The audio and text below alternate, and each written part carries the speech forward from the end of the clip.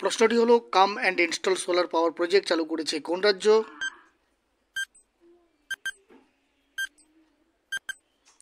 সঠিক উত্তরটি হবে অপশন নাম্বার এ, হিমাচল প্রদেশ।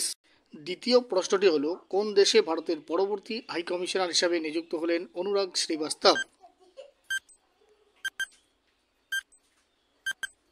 এই প্রশ্নের সঠিক উত্তরটি হবে অপশন নাম্বার বি, মরিশাসের।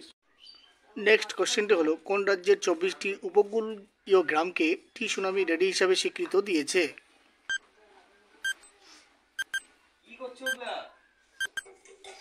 সঠিক উত্তরটি হবে অপশন নাম্বার সি, ওড়িশা।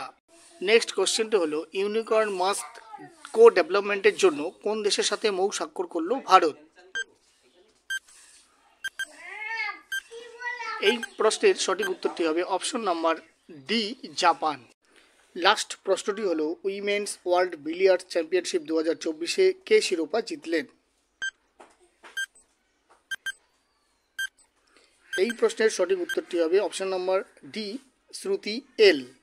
ভিডিওগুলি যদি ইম্পর্টেন্ট বা হেল্পফুল মনে হয় তাহলে অবশ্যই লাইক ও শেয়ার করবে এবং চ্যানেলে নতুন হয়ে থাকলে চ্যানেলটিকে সাবস্ক্রাইব করবে, ফেসবুক প্রোফাইলটিকে ফলো করে রাখবে। Thanks for watching this video. জয় হিন্দ, জয় ভারত।